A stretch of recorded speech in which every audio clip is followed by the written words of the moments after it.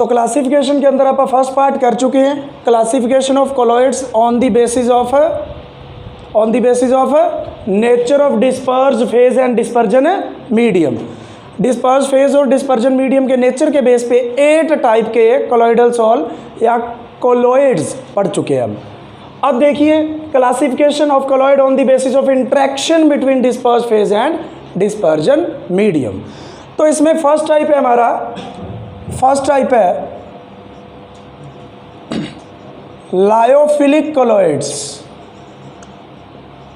Lyophilic colloids, lyophilic का मतलब होता है liquid lover.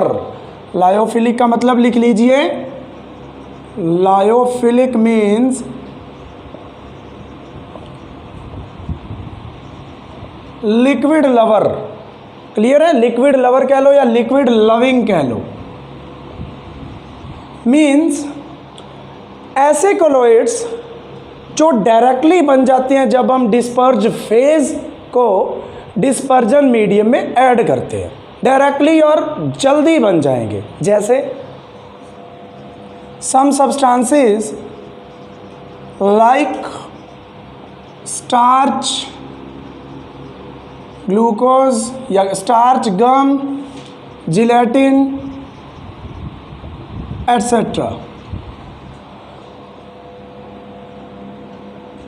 form colloidal solve directly when they are dispersed in a dispersion medium। जब dispersion medium में इनको डिस्पर्ज करते हैं तो ये डायरेक्टली कॉलॉइडल सॉल्व बना लेते हैं। इनको हम कहते हैं lyophilic colloids. The colloid thus obtained is called lyophilic colloids. इस तरीके से जो कॉलॉइड मिलेगा उसको हम बोलेंगे लायोफिलिक कॉलॉइड्स। अब ये डायरेक्टली बन रहे हैं इसीलिए इनको हम, ये एक पॉइंट बन जाएगा इसके अंदर, these colloids are formed directly when dispersed phase is added to और डिस्पर्जन मीडियम। डायरेक्टली बन जाता है जब कोई डिस्पर्ज फेज आप डिस्पर्जन मीडियम में ऐड करते हो, तो इसमें इसको हम कहते हैं, so it is called intrinsic colloid. Intrinsic colloids, intrinsic colloid बोलते हैं इसको। और जिस मेथड से इनको हमने क्या किया है, डिस्पर्ज फेज और डिस्पर्जन मीडियम को मिक्स करके कॉलॉइड बनाया है, तो एक सिंपल मेथड से आप इनको अलग भी कर सकते हो। ठीक है, आप इनको अलग भी कर सकते हो। नेक्स्ट पॉइंट इसके अंदर स्टार लगा के ऐसे पॉइंट बना लेना। Disperse phase and dispersion medium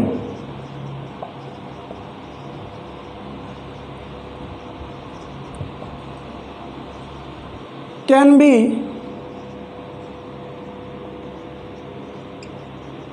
easily separated from each other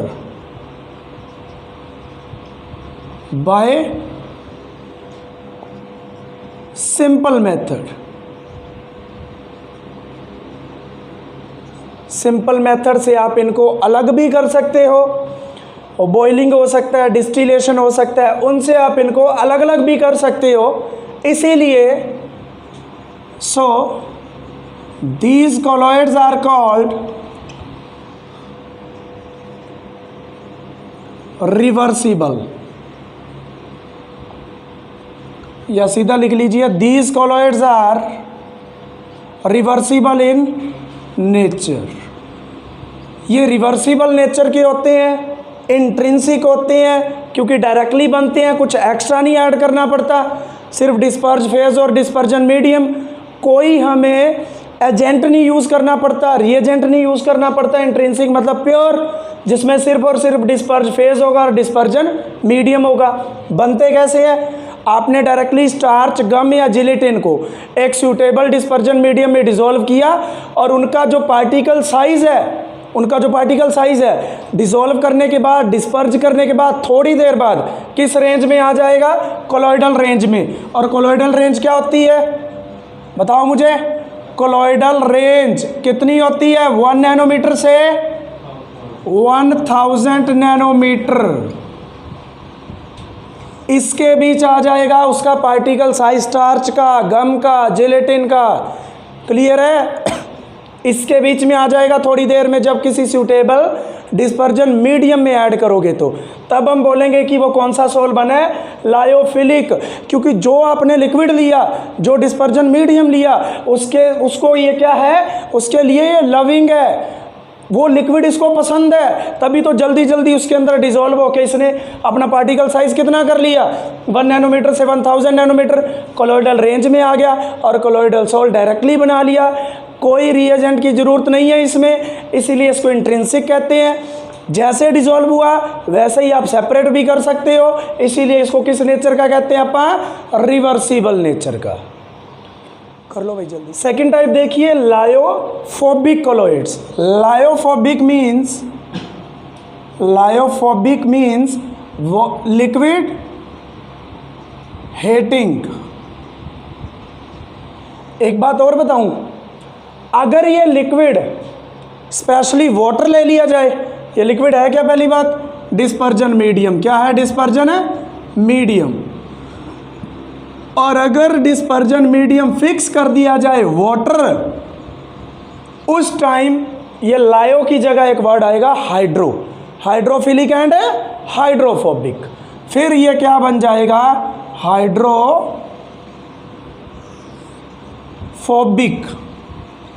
फिर ये बन जाएगा हाइड्रोफोबिक। फिर हम इसको हाइड्रोफोबिक बोलेंगे।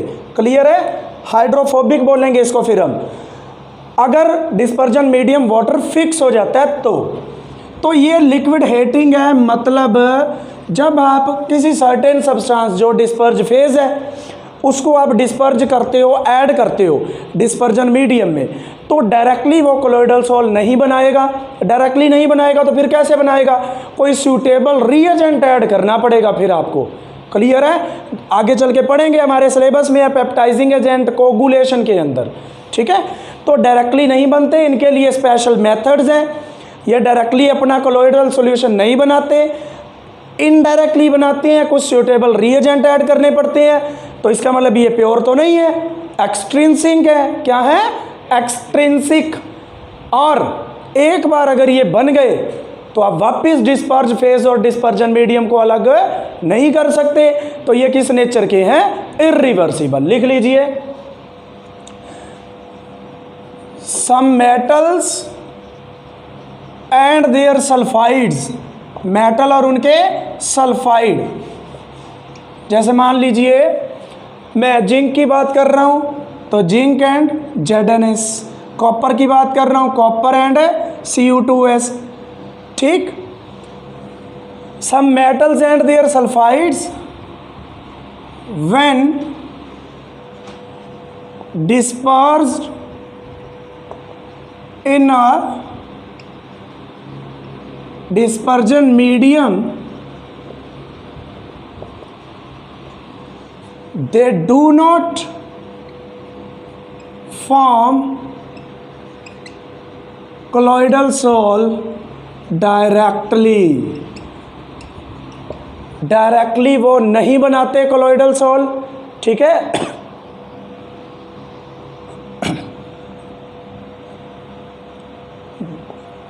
some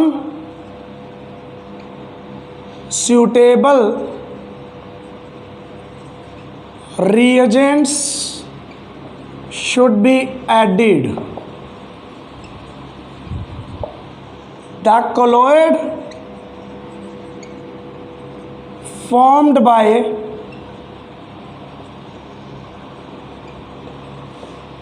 this method, इस तरीके से जो colloid बनता है, the colloid formed by this method is called lyophobic colloids। क्या कहते हैं उसको? लायोफोबिक colloids, उसको हम बोलते हैं lyophobic colloids। Lyo means liquid, phobic means hater. Dispersion medium liquid, hating है ये, तभी तो डायरेक्ट नहीं बना रहे, तो फिर बनाया किसकी प्रेजेंस में? कुछ रिएजेंट की प्रेजेंस में। इसने आके सुलह करवाई थी डिस्पर्जन मीडियम के साथ। अगर ये नहीं आता तो ये नहीं बनाते colloid। क्लियर? किस नेचर के हैं? They do not form colloidal sol directly, so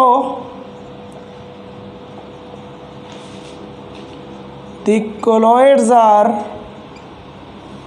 called extrinsic colloids, क्योंकि अपने आप नहीं बनते, प्योर नहीं है, रिएजेंट ऐड करने पड़ रहे हैं, और अगर एक बार बन गए तो वापस नहीं हो सकते। दीज colloids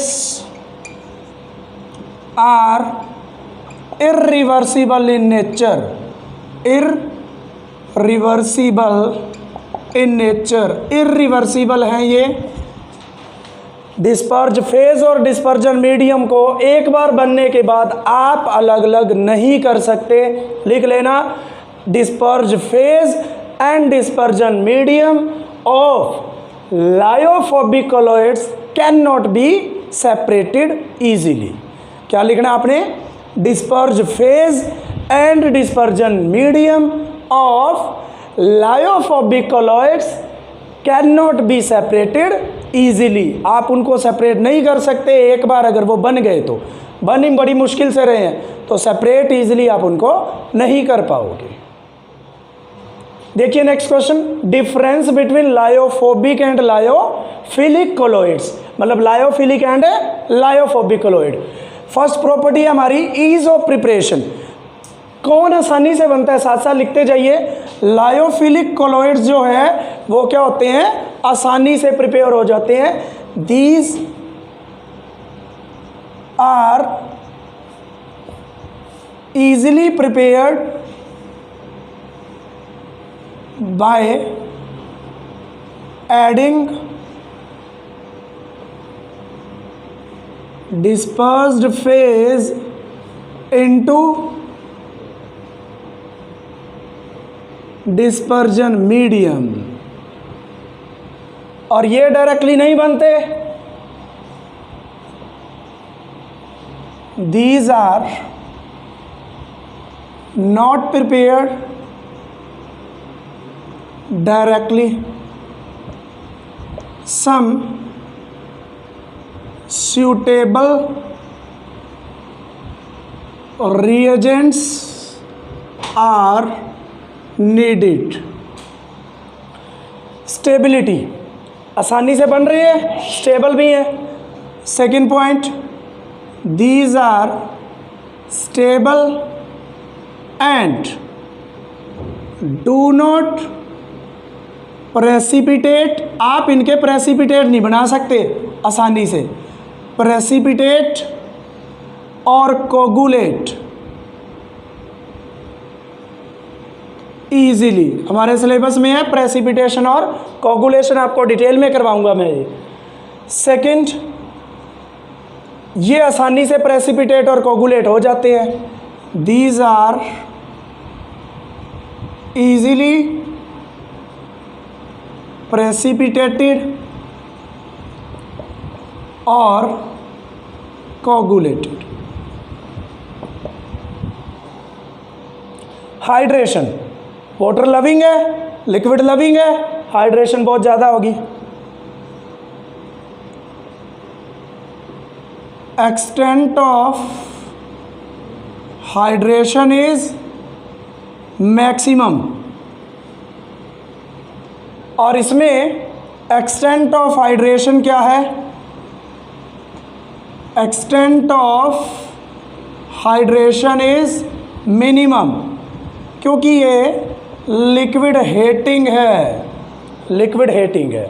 रिवर्सिबल और इरिवर्सिबल किस नेचर के हैं? ये reversible.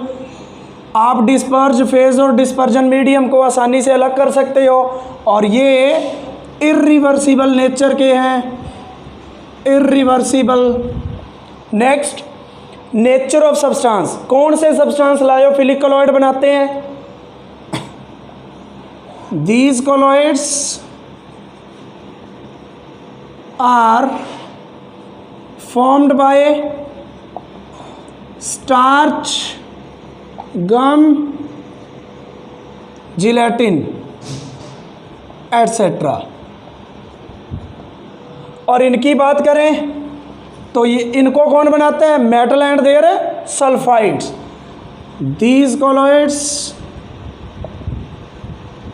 are formed by metal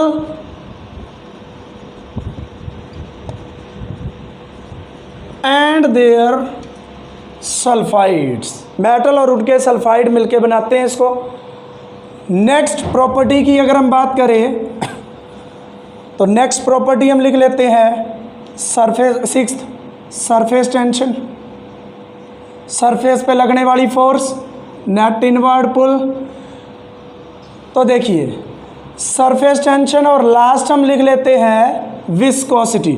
viscosity का मतलब जैसे सॉलिड के अंदर फ्रिक्शन की बात होती है, तो गैस और लिक्विड के बीच में विस्कोसिटी की बात होती है। लिक्विड की 2 लेयर्स या गैस की 2 लेयर्स के बीच में जो फ्रिक्शन होगा उसको हम कहते हैं विस्कोसिटी। अब देखिए लायोफिलिक कॉलॉइड्स जो हैं वो डायरेक्टली बन रहे हैं, क्लियर, डायरेक्टली बन रहे हैं। और इसका कंपैरिजन किससे करना है आपको? प्योर डिस्पर्जन मीडियम से, प्योर सॉल्वेंट से कंपैरिजन करना है। तो इसकी जो सरफेस टेंशन होती है वो प्योर डिस्पर्जन मीडियम से कम होती है। लिख लीजिए, 6 पॉइंट आएगा। Surface tension of lyophilic colloids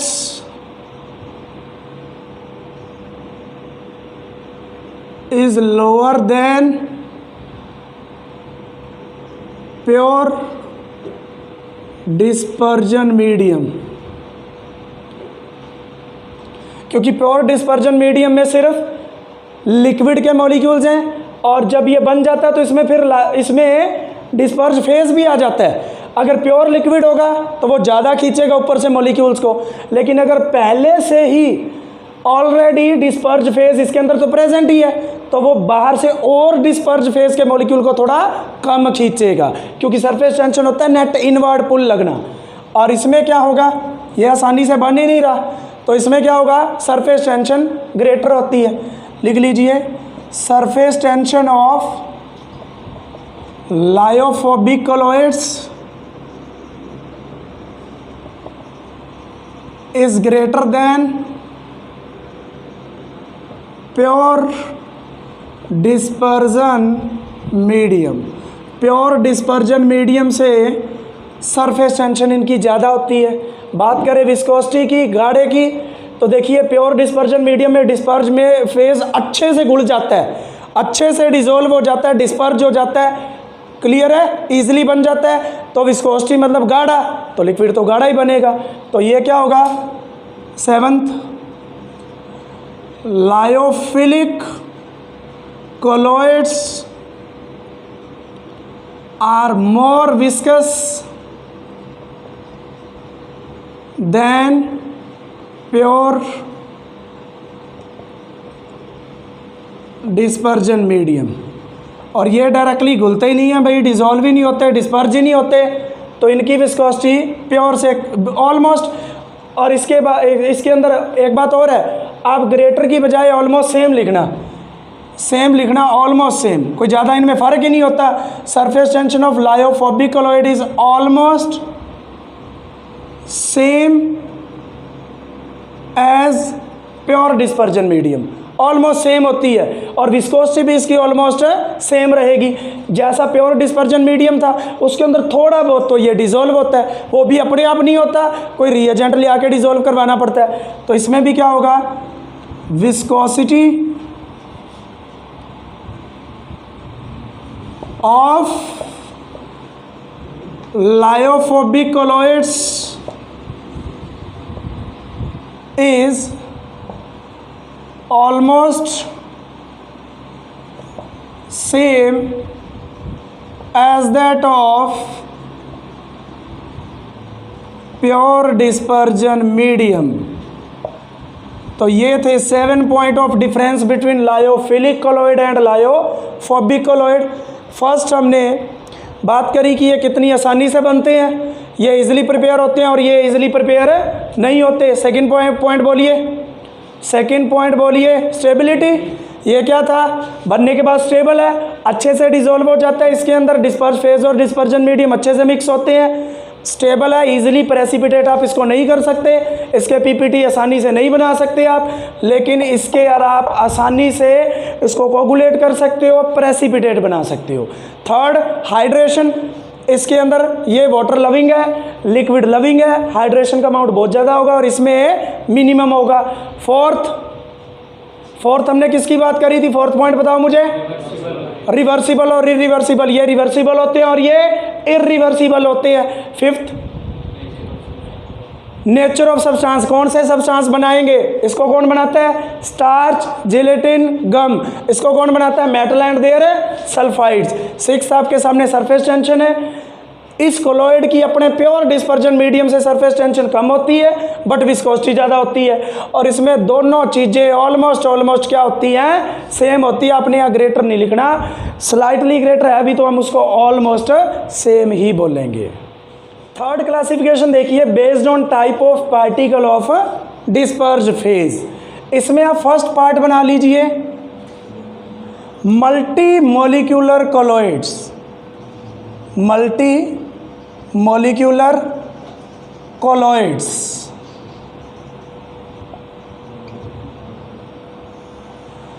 multi molecular colloids, इसके अंदर क्या होना है, डिस्पर्ज फेज के जो पार्टिकल हैं उनका साइज होगा बहुत छोटा, उनका साइज होगा बहुत छोटा। आपका कह देते हैं उनका डायमीटर 1 नैनोमीटर से भी कम है।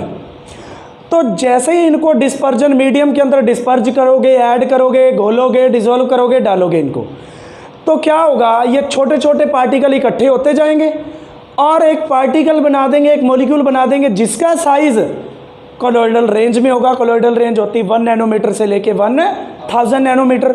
हम इस टाइप के सोल को, इस टाइप के कोलॉइड को कह देते हैं मल्टी मोलिक्यूलर कोलॉइड्स। तो लिख लीजिए, when particles of dispersed phase have diameter less than 1 nanometer, less than 1 nanometer are dispersed in a dispersion medium, then these small particles aggregate, aggregate का मतलब है combine, इकट्ठा होना, together, aggregate together to form particles, particles कह लो या molecules कह लो, particles और molecules of size lies in the range, lies in the colloidal range, वो कितनी होगी, 1 नैनोमीटर to 1000 1000 नैनोमीटर।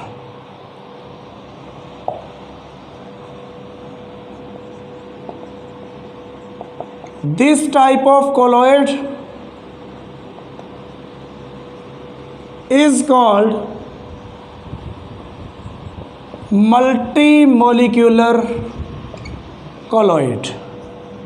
उसको हम कह देते हैं multi molecular colloid. This type of colloid is called multi molecular colloid. Example आप लिख सकते हो गोल्ड सोल, और सेकंड लिख लीजिए sulphur sol, sulphur sol containing S8 molecule. Sulphur के अंदर जो मोलिक्यूल होते हैं उसका फॉर्मूला होता है S8, मतलब 8 सल्फर के एटम, एटोमिसिटी कितनी 8, कंबाइन होकर एक मोलिक्यूल बनाते हैं जिसका साइज़ किस में होता है S8 का साइज़ क्या होगा 1 नैनोमीटर से 1000 नैनोमीटर तक होगा। छोटे छोटे पार्टिकल्स मिलके बड़े पार्टिकल बनाते हैं, इसीलिए इसका नाम रखा गया मल्टी मोलिकुलर कोलॉइड। और किसके पार्टिकल मिलके बनाते हैं, one and only disperse phase, dispersion medium का कोई रोल नहीं है, इसीलिए ये क्लासिफिकेशन सिर्फ किसके बेस पे है, डिस्पर्ज फेज के बेसिस पे। This is called multi molecular colloid. Second की बात करते हैं हम macro molecular colloid.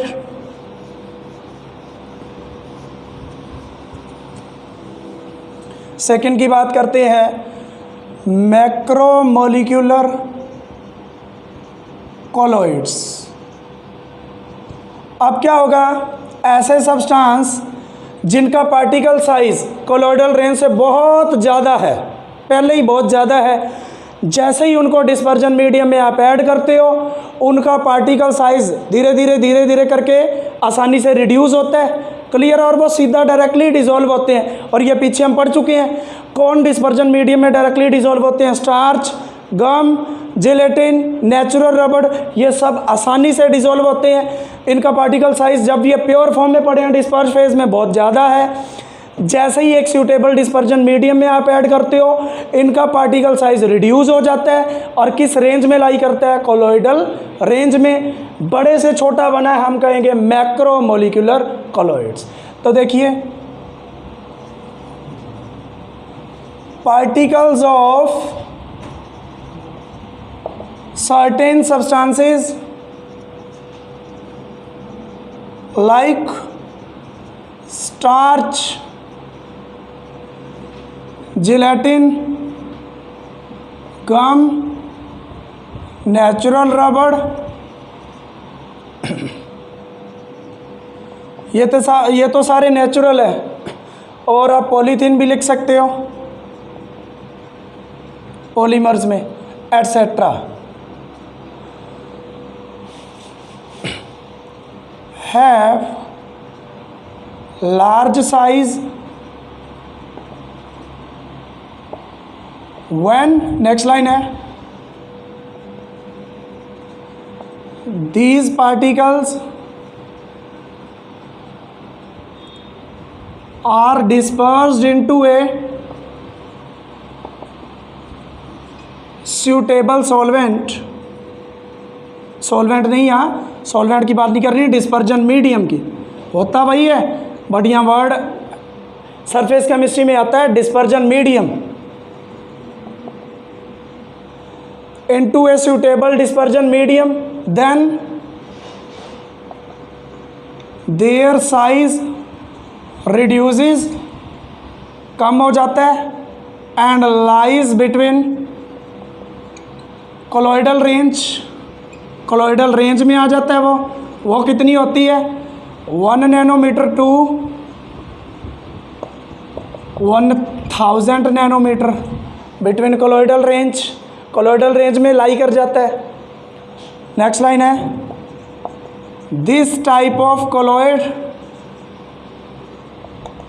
Is called macro molecular colloids. Macro molecular colloids ये सेकंड टाइप है। आज के लेक्चर में हम इतना ही पढ़ेंगे, ध्यान रखना। इसका थर्ड पार्ट पढ़ा है हमारा, थर्ड पार्ट है हमारा क्रिटिकल मिसेल जहाँ पे बनेगा। उसके अंदर एक बहुत इंपॉर्टेंट क्वेश्चन है cleansing action of soap and detergent, तो वो भी हम करेंगे कल। तो इसका थर्ड पार्ट वहाँ से हम कल स्टार्ट करेंगे, ठीक है।